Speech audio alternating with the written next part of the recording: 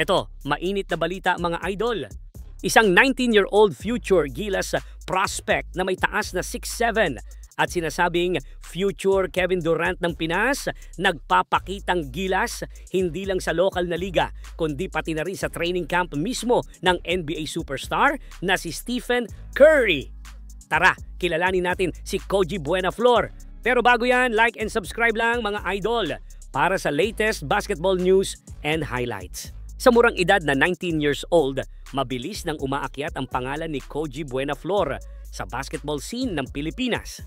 Standing 6'6" to 6'7", ang batang big man mula University of Santo Tomas ay tinitingnan ngayon bilang isa sa pinakamalakas na Gilas prospects ng kanyang henerasyon.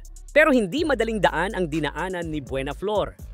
Galing siya sa public school program na halos walang exposure sa competitive basketball. Pero nang dumating ang pagkakataon sa UST, mabilis niyang pinatunayan na kaya niyang makipagsabayan. Sa UAAP Junior Season 87, nag-average siya ng 11.3 points, 7.9 rebounds at halos isang block per game at naging malaking dahilan kung bakit tinapos ng UST Tiger Cubs ang 24-year title drought nila.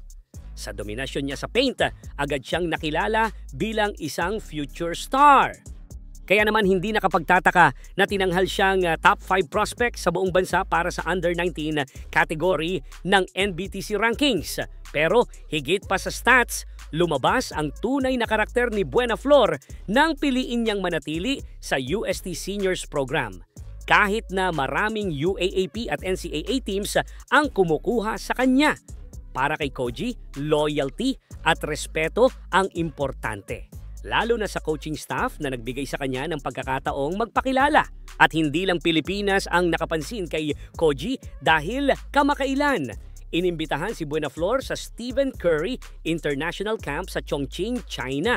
Isang napaka-exclusive na pagkakataon na binibigay lang sa iilang elite prospects mula sa iba't ibang bansa.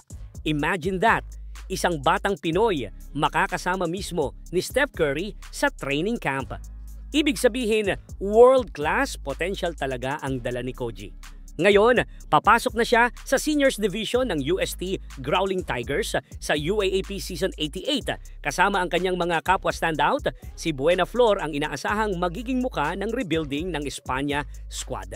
Pero higit pa dyan, tumataas ang hype na siya ang maaring maging susunod na pundasyon ng Gilas Pilipinas frontline.